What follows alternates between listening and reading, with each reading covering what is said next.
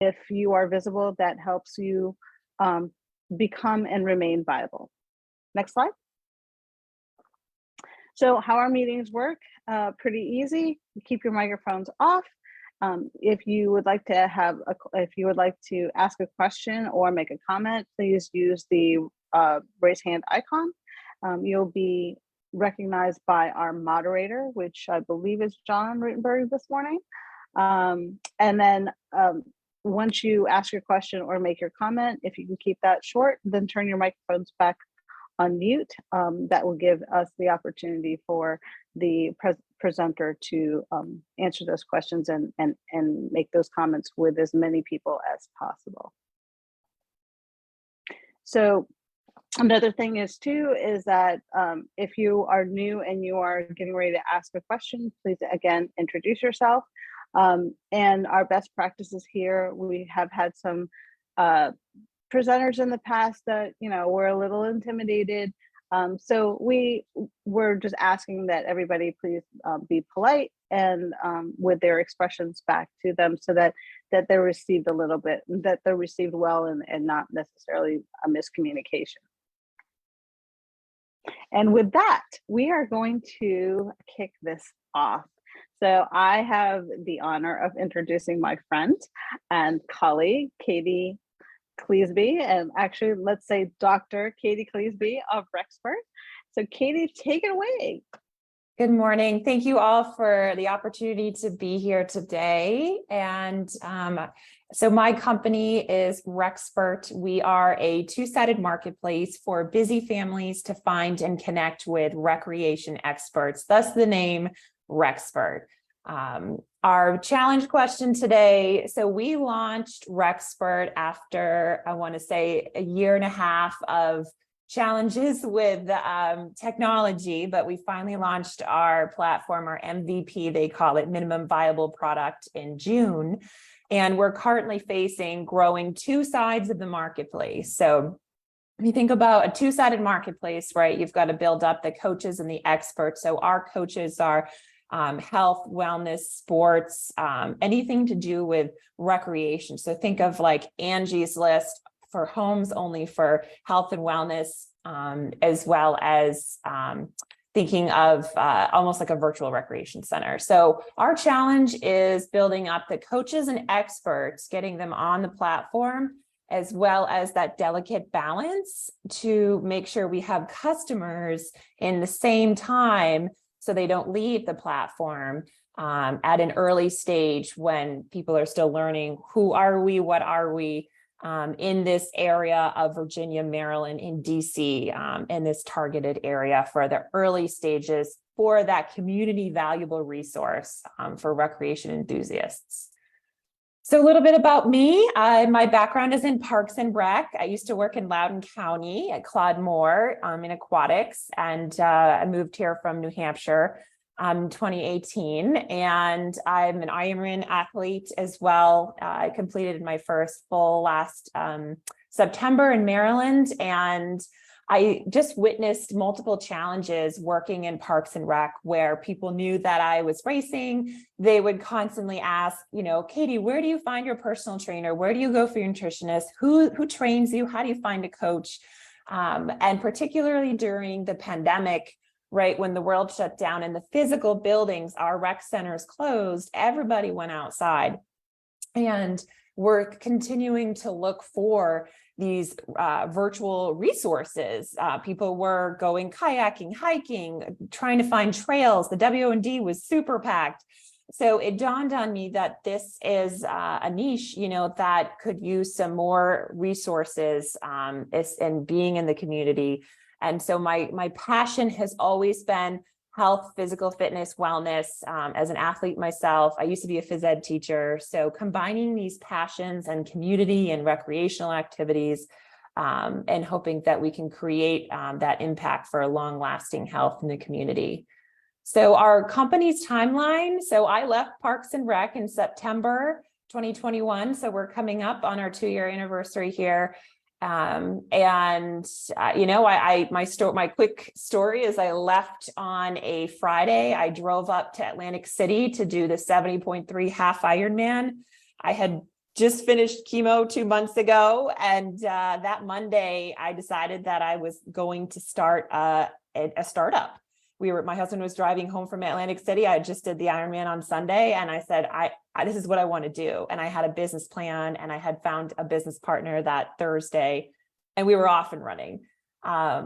So it's been a rocky journey as far as I've gone through 4 dev shops, probably 5 or 6 different developers, different people coming in and out of our team. But thankfully, I have the right group of people now who have stuck by me. So we kind of did a soft launch in January 2022. It was built off of WordPress, kind of like a beta product where we could test the market. And we were able to generate about 50 experts, about 100 customers. We made some connections. But the problem when you're a startup versus, a small business is scalability, right? So we're fundraising. I'm talking with investors to scale this both nationally and internationally. And the feedback I was receiving is this is not scalable. Anybody can make a WordPress, right? There's no IP, there's no intellectual property protection there. It needs to be coded from the ground up. So we recalibrated and we rebuilt the UX UI design wireframes, and we recoded a manually coded web app. So it's a website. Not yet a mobile app, and we just launched that in June. So that's kind of the high level timeline there. So we're addressing the problem, as I said before, that people have a hard time, busy families who might have a grandparent who's taking care of the kids. Each person in the family has different recreational needs, right? Like mom might want a nutritionist or a personal trainer. Dad might want a triathlon coach. Their kids might have different sport coaches too. So right now I worked with ICAP and a local program here through George Mason as well. And they encouraged us to do our customer discovery. So I went out and talked to both sides of the platform, talked to the families, I talked to the coaches. And what I understood from the families is that, they start with Google. And they have multiple tabs across their search bar. And that takes a long time. And then they've got to call and email back and forth and do their due diligence and talk to other parents. And safety is the most important thing we learned. That's why we do background checks with our coaches. And so we're solving that time management issue. And on the flip side, because it's two-sided, the coaches, they may not have a marketing budget. The coaches may not have a website. Many of them that I speak to every day their business started during the pandemic. They left their jobs. Talked to a local personal trainer on Monday. She left her job and she does her business all online now. So, but she's having trouble getting started and having that income of lead generation, which we could help them and maximize that for them. And then also the large long-term goal is to get rec centers on here. So I met with one of the founders of PayPal in the UK, and I was lucky enough to get a meeting with him. He was an investor for a VC, and he said to me, Katie, if you think about the triangle of needs, right? You've got all the coaches down here. Got to go up. Where are the families? Where are the recreational activities? Go to the top. He said they're at rec centers. Rec centers have your classes. Rec centers have your people. Partnerships are where it's at. So we pivoted again last February and went back to our dev team and said, can you make this easily accessible for rec centers to not to replace their system where they keep track of attendance, but simply make it easy so they can list all their classes, and a local family could go on. I want to learn pickleball. It's the fastest growing sport, right, in the United States right now. Joe down the street offers pickleball lessons. He's a private coach, but it looks like there's some local pickleball lessons at the rec center too. So I've got 2 different options there. So that's kind of a threefold problem. How do we make money? Well, we are subscription. So I guess you could call us a SaaS as far as category for startups, software as a service for those who don't know the lingo. So we charge $39 a month for a coach, and we came up with that number because essentially, if they get one customer who purchases like one lesson, then they made their money back. And then we're charging $99 a month for a rec center right now to list all their classes on the platform. And then we do take a 15% transaction fee, and that really just goes towards paying Stripe and all those other transactional fees that the third parties that we have to pay for, which is very low compared to our competitors who are taking upwards of 40% plus. So, our value proposition, we are allowing the coaches and the experts to showcase their skills, attract new clients, bring in that revenue, a little bit of marketing, we share on their social media. We might do co-blog posts, things like that. And then obviously the time, they're saving time for the parents or the families seeking these services, time, money, trusted with background checks, things like that, convenient booking, secure payment options. So those are our value propositions for both sides. Our target audience, and we realize that because we are a two-sided marketplace, it needs to be very specific and localized, because you can't just launch, have one in Portland, Oregon, and then we've got to pay for marketing out in Portland, Oregon if we got a coach out there. So we are locally here, Virginia, Maryland, DC area, active families, and who are looking for recreational activities and rec centers, and not just rec centers. Essentially, it will be Boys and Girls Clubs, YMCAs, but my background is the connection in Parks and Rec. So I would like to start with the rec centers. I'm a member of multiple different Facebook groups, and every day I see women in Parks and Rec. They posted the other day, how does everybody expand their audience? How do you get people to sign up for your classes other than the normal people? I'm like, oh my gosh, Recspert, we're not there yet. And the same thing for recreation solopreneurs. We're starting with pickleball swim instructors. We're very targeted towards the trends. So, recreational trends, obviously right now, fall sports, and then building into those health and wellness folks for the holiday season. So we've put together kind of a nice timeline there. And what's next? Our competitors, we've looked at CoachUp and ClassPass and CoachList. And so, how do we compare to CoachUp? CoachUp is just sports. So your basic basketball, football. And so what's missing is, hiking, biking, kayaking, stand-up paddleboard, things like that. And events too, what's happening in your area. People want to know what to do on the weekends, where to go. You come into a new community and you're like, oh, I want to do a pickup soccer game, flying, Florida or whatever. And then ClassPass just is fitness centers. So they have that same idea where they load up fitness centers, have all their classes. And I use ClassPass as well. And then CoachList is really just a directory. There's not a real lot of interaction there. They have reviews and ratings, but there's no events. And then, it's very kind of one-sided versus two-sided. So just following the scope of the slides here.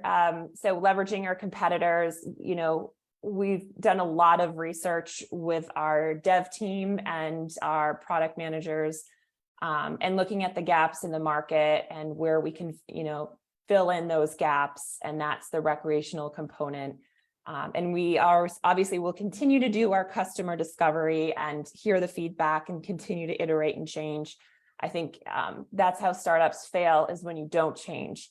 And we forever will, value that idea that we need to listen to our customers, listen to the people in the company, hear what they're saying, and continue to iterate based on our competitors too.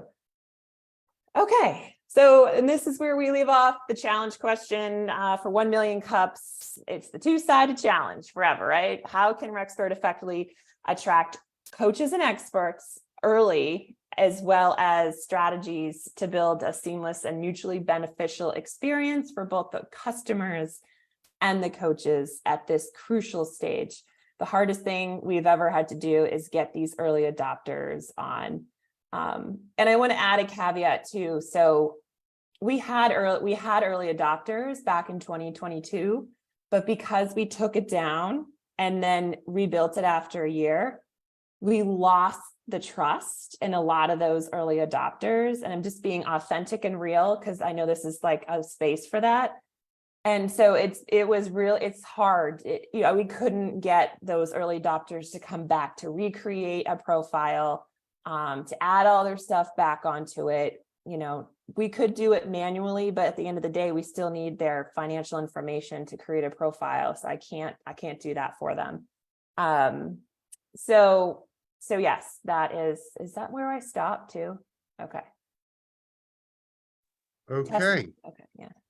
So Katie, amazing. Thank you so much. And congratulations on your career and getting this far on Recspert. Thank you. So we have a great group of folks who I'm sure will have questions. They're going to raise their hands. And I'd like to give you some suggestions. First of all, you don't really have to listen because this is being recorded. So you can kick back and relax a little bit. You don't have to take copious notes because it's all being recorded. So you're going to get an opportunity to listen. Also, you don't have to give long responses because we, the audience, will fill up most of the time with questions and or suggestions. And again, you have the privilege and the right to reject anything you want. And most critically, to grab a couple of nuggets and prioritize what comes out of here that makes most sense to you. And you'll do it afterwards. And then, of course, and I know I'm being recorded, you and Tess can laugh at the rest of us as you watch it together, because when we're on video, we all do silly things that we're not even aware of. So with that, please, gang, raise hands. I see John Norse immediately. John, you're on mute at the moment, but please. Well, I was being respectful because you were rambling. I was close to falling asleep. Oh, sorry. I love it. Go, man. Hey, Katie, congrats on your successes. Just have a couple comments or questions.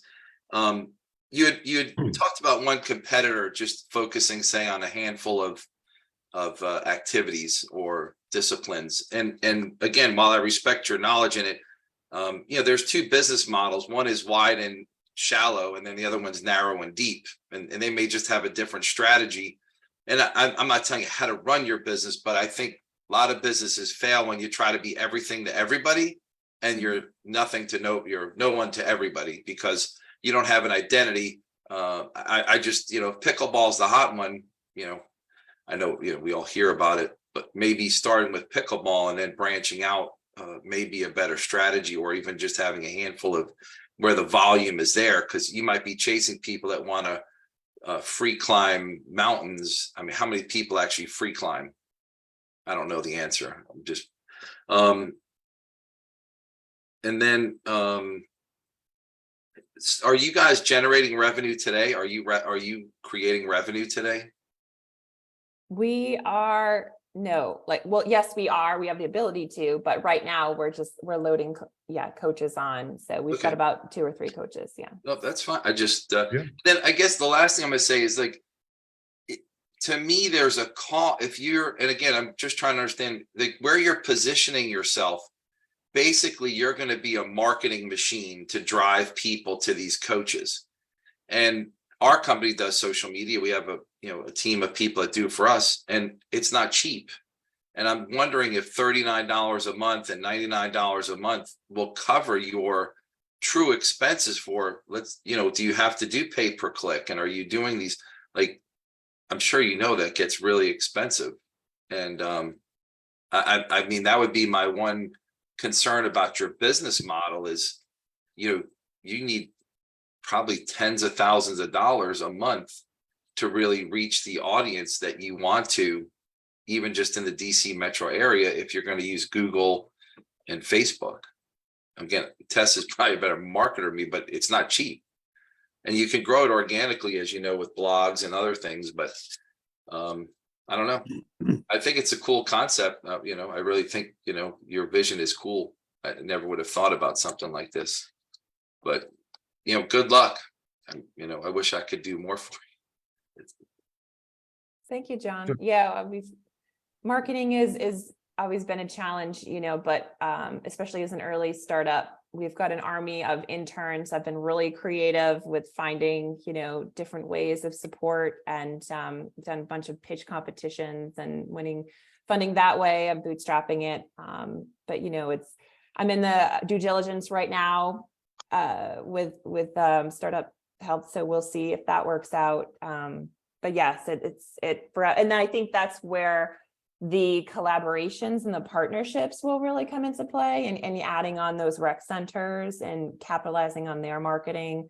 And so we definitely recognize that it has to be a clear strategy. Yeah, for 99, like I'm Ida Lee in Leesburg, for $99 a month fee, how much marketing can you generate for me on $99 and still remain profitable? I guess that's my question. At the core, that's my concern about the business model. That's all. Yeah, and it's a starting point too when we're young and we're early, and it's all about scalability too, and being able to duplicate and replicate that really quickly, fast, not just here in the DC metro area, but beyond, obviously, from there as well. So, with any startup, like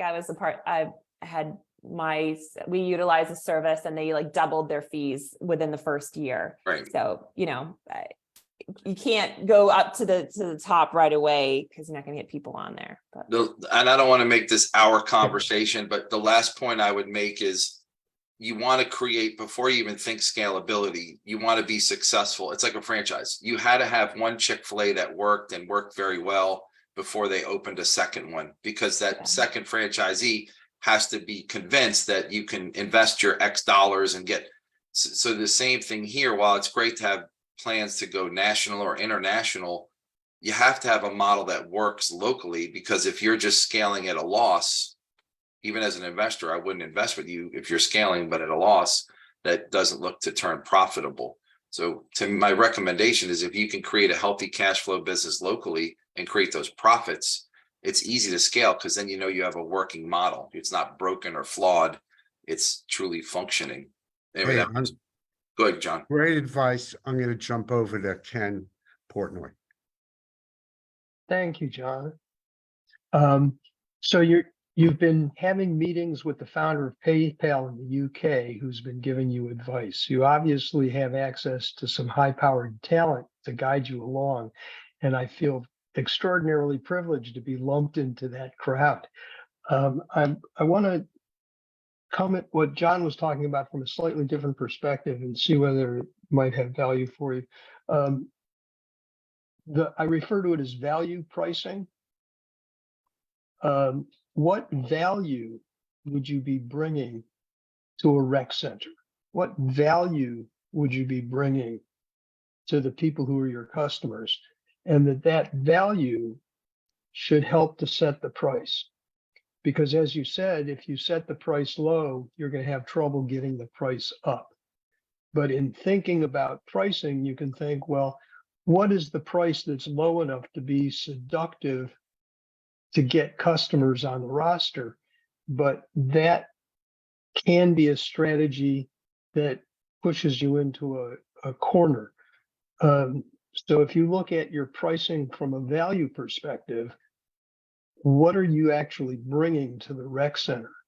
Just as an example, I know that they're a downstream customer base that you're looking at, but just as an example.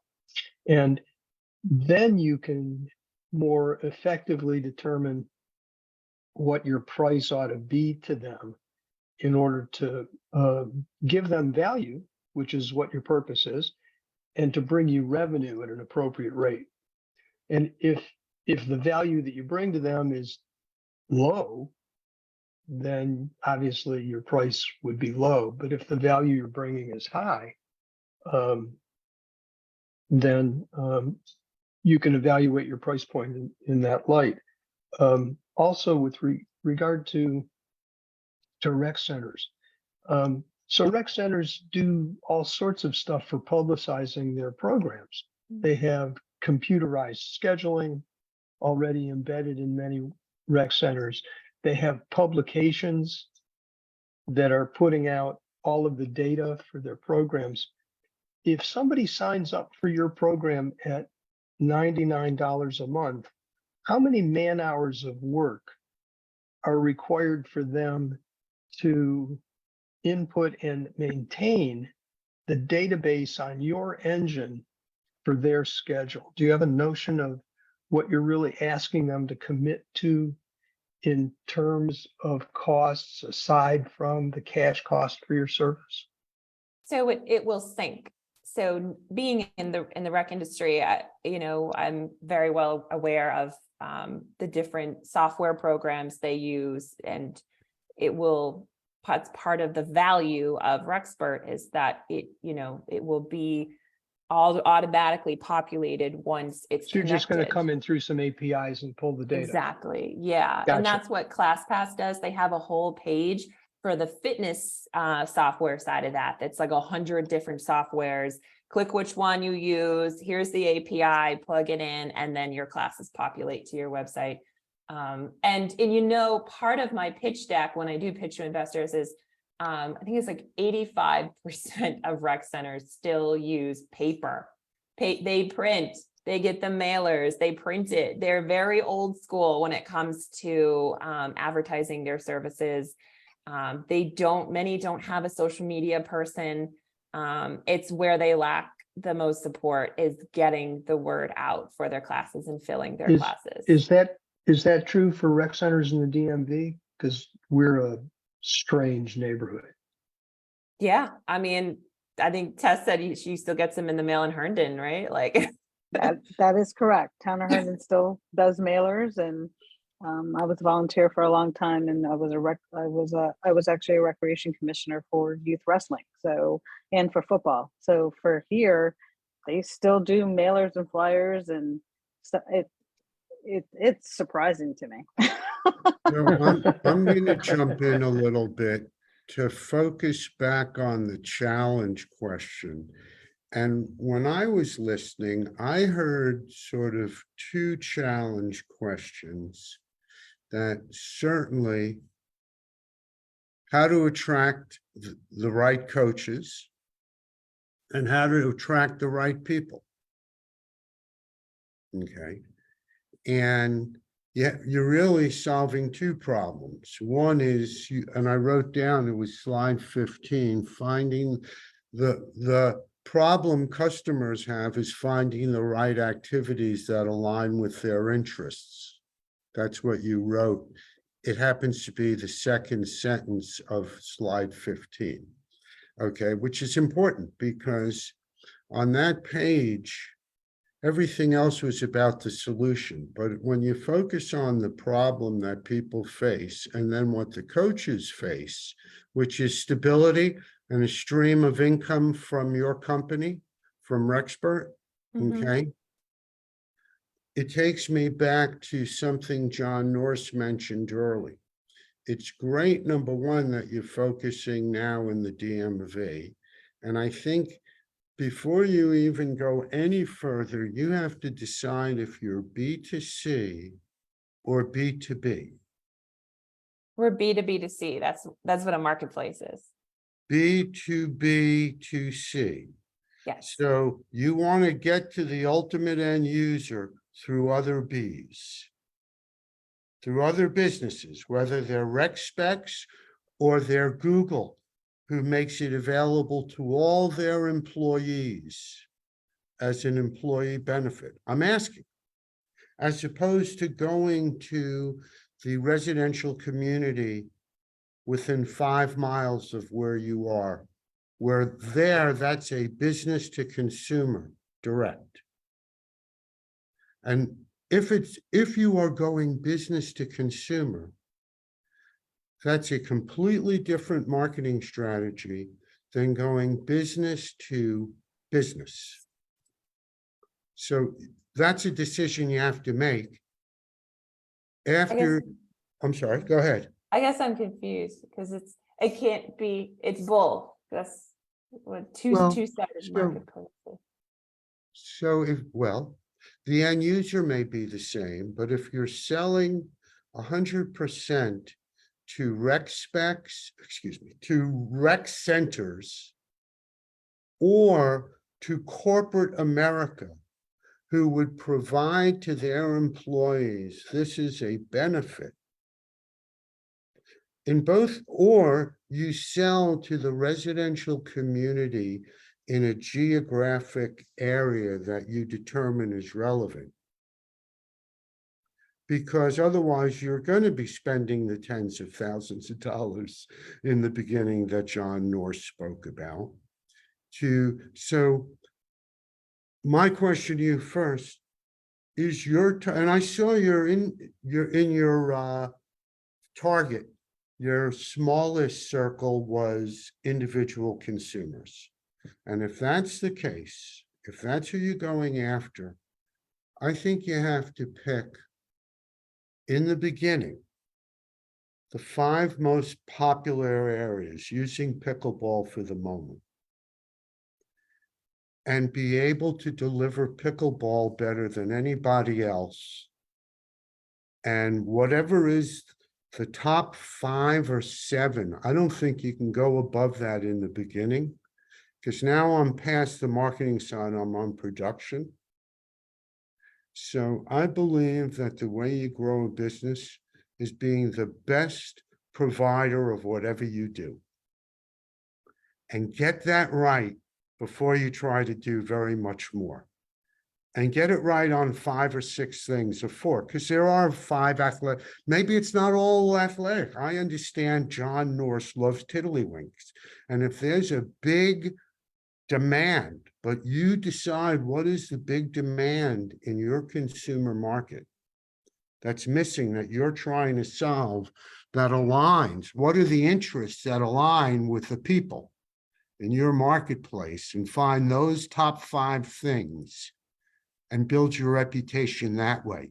Because then you're keeping a smaller group of your technicians. Forget that they may be pickleball specialists or whatever specialists, whatever, it's a smaller group that you have to keep busy, which is the second part of your challenge question. Because in order to be the best, you have to be able to deliver when John Rittenberg calls and says, hey, I need a pickleball instructor. If you tell me I'll get back to you in 2 days, I'll find someone else. So you have to have, in a limited way, in a limited geography, especially if it's consumer. If you were selling to rec centers, you could go Maryland, Virginia, DC, Pennsylvania, New Jersey. It's a different kind of sale. You can do both, but it's different strategies. Just thoughts. Mr. Norse. Hey, Katie, are you familiar with the silver sneakers concept? Yes. Yeah, the basically 50 plus, that group. Yeah, this is the gym, a gym or workout. And I'm not saying shift that. We work in Medicare. It's a benefit for people. Obviously, a company, i.e. Silver Sneakers, has contracted with whatever, all these gyms. And then what happens on the back end is that the health plan pays a per visit fee. So like, let's say Lifetime Fitness is $10 a month. They're not actually paying $10 a month for each person that signs up at Lifetime Fitness through Silver Sneakers. They're paying, I'm just making up, a quarter every time that person goes to Lifetime, or what did I say? Planet Fitness. You understand what I'm saying? There's it's a per fee or per user. Yeah, per visit or engagement fee. Again, I don't know if that makes sense to you, but just out of curiosity, I Googled, pickleball lessons near me, and there's a Teach Me To, #1 private pickleball, find someone near me. So they're obviously some kind of national player that's trying to advertise some kind of local coaching, Lifetime Fitness, Fairfax County, pickleballers. I see all kinds of, so basically you would be competing on an SEO basis to get your services to the top of these kind of searches, so that I would pick you versus one of these other ones. Is that the edge that you're going to create for me if I'm a pickleball coach? Yes. I mean, essentially just for that market stream for pickleball. Right. Well, I just want to understand, like, on I'm trying to figure out, if I'm a pickleball coach and I pay you my $39 a month, that your company's going to advertise something, Facebook, Google, whatever, Bing, to drive traffic to your website so that people would book sessions with me. That would be the goal. Yeah. But then if I'm a coach, I would want to know what is going to be the best value for me. And we've done our research, and that, like, lessons.com takes like 40 to 60%. Like, so what you're actually making by posting your services there is yeah. Well, that's what I was saying earlier. And again, I'm trying to do my best to understand. That's what I meant. At a $39, you can't do a whole lot of SEO for anybody on, the cost, I'm sure, is competitive in a space like pickleball today. For lessons, I'm sure people are bidding competitively to attract new clients, which drives the price up per click. Yeah, I think that's the difference between a startup, right, and like a small business, right? I mean, you're getting funding for significant capital to be able to catch the market, and one of our value proposition is not just pickleball. I've been told to pick the top 5 activities, and we are focusing on that as well. I have a full advisory board, and that was one of the suggestions, advice as well. So that's kind of the one that that we're focusing on, the categories. I guess and again, I apologize, but I guess where I'm struggling to understand what's your differentiator is at the end of the day, the service, the lesson. I'm just using a pickleball coach. If I'm a coach, the whole idea that I partner with you is that you're going to drive lessons to me, so that that I can charge for and generate income for me. Obviously, a percentage of that income comes to you. I guess where I'm struggling to understand is, what is the differentiator of Recspert, where you're still running Google ads or Facebook ads or LinkedIn ad? I'm just trying to understand, like, what the difference, even you could have a war chest of money, what the difference is that you're going to do to get more traffic than whoever this Teach Me To is, advertising their pickleball lessons.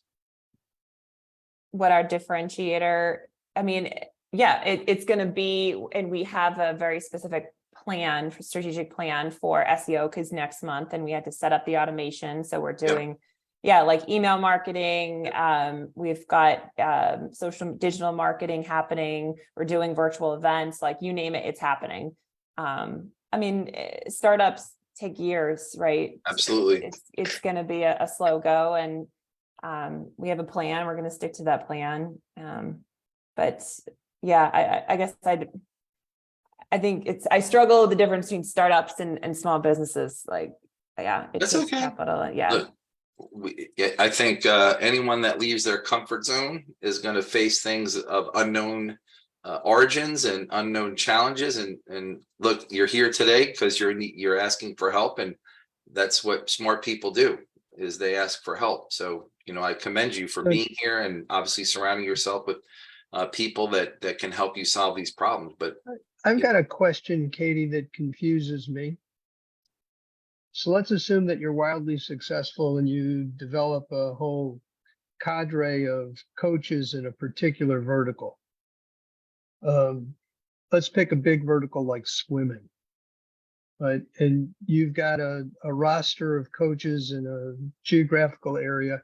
How will you allocate leads among those coaches to keep everybody happy? how do we match them with those who are listed? Yeah, because you're actually advertising competitors. Well, I think it depends on each coach has a very different value proposition as well. Like we have a swim coach on there right now, Tracy Endo, and she only works with competitive swimmers. And there might be another swim coach who only works with, youth who go into your backyard and the very beginning developmental stages of swimming, but she stops when it gets to the competitive and Tracy takes on. So Is your platform going to help to sift and winnow through the prospects to match them appropriately with coaches that have that kind of specialty?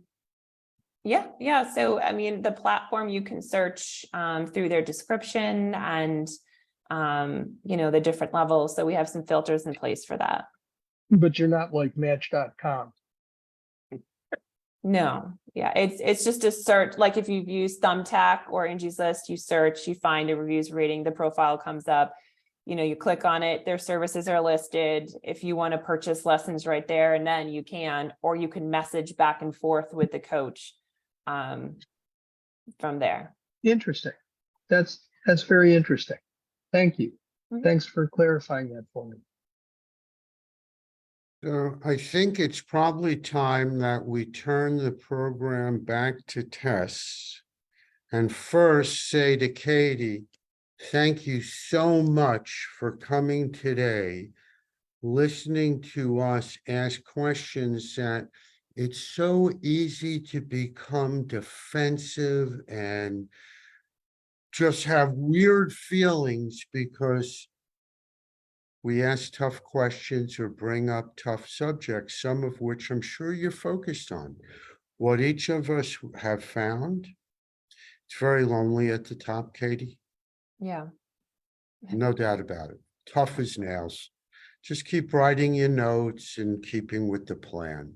The 1%ers, that's like 1% of the population has done an Ironman, 1% has a doctorate, 1% has Yeah. like startup. So that's I Yeah. fit in the 1% of the 1%. Among the best pieces of advice I've ever gotten is whatever your goal is that you've set, get 1% closer every day. So it just relates to your theme on 1%. But the impact, the compounding of 1% improvement every day is similar to the impact of compounding on money. So with that, Tess, back to you. Thank you so much, Katie.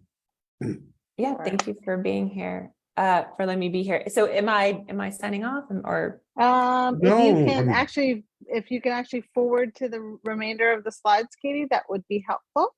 Oh, got it. yeah. Right there. Okay. Okay. Well, back one. Okay. Okay.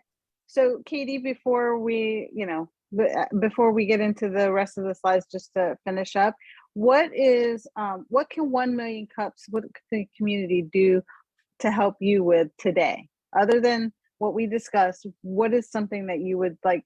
How can we help you today? If you know investors, as a female, we're at less than 3% of the funding goes to female founders. And then if you're Black or Latino, it's even less than that. So if you know, access, introductions to angel investors. Yeah. Okay. All right. Next slide, please, Katie. So we'd like to thank the community for being here this morning and for all the input that you have given to Katie. Again, if you have not checked in, if you could check in with 1 Million Cups Fairfax so that you are part of the attendance metrics, we would appreciate it. And we invite you to come again next week. Next slide. So next week, we actually do have an opening, a vacancy. So if you would like to present a business challenge, or if you know someone who has a business challenge, please have them reach out to one of the organizers and we can help them. Next slide. As you can see, we have openings also in September. The first Wednesday in September, we will be live at the MEC, the Mason Enterprise Center in Fairfax. We will also have the virtual portion of it. So again, we are looking for presenters, anyone with a business challenge, how we can help them. We just forward them our way. We would appreciate it. Next slide. We have our upcoming events. I believe Karen is I don't see her. Okay, she must have dropped off the call. We have a few things going on. Actually, right after this, the SBDC has a Building Your Value Proposition Design webinar that you can do. You can go to the Central Fairfax Chamber of Commerce events and register there. It is free. Tomorrow over at the Tower Club, Tyson's Corner, they have the Queen of Hearts annual charitable reception. So that actually goes to help women, single moms who with their childcare so that they can go back to work. So that is a great charity event there. We have our weekly, Nexco has their weekly speed networking. Rock the Block down at Old Town Square in Old Town Fairfax is happening. There is a local market space there. There will be 10 businesses there. So if you want to listen to some great music Friday night and visit some of the local business owners that are in the local market square, they've got the tent set up there as well. And then of course, next week there, the weekly Rotary meeting, the virtual business roundtable, and then there is a networking for profits event as well next week. And then the veterans pop-up business is in the Woodbridge area. So if you are down there or on the weekends, they do have an open mic that happens, I believe Thursday or Friday. I think it's Friday night prior to, and the businesses are there Friday night as well. But these are veteran owned or the veterans spouses owned businesses. So if you could hop on down and do a little bit of shopping and support them. Next slide. If you are interested again in becoming an organizer, we would love to have you. It's a small investment of time, 30 minutes on Mondays. And, you know, it's a great way for us to connect as well as help businesses out. We would love for you to join our team. Next slide. Follow us on social media if you aren't already. We would appreciate that. And we would love for you to share anything that we post, especially our upcoming presenters, so that we can build our business community. Next slide. And with that, we thank you very much for coming again, and we hope to see you next Wednesday. All right, Ken, are we doing a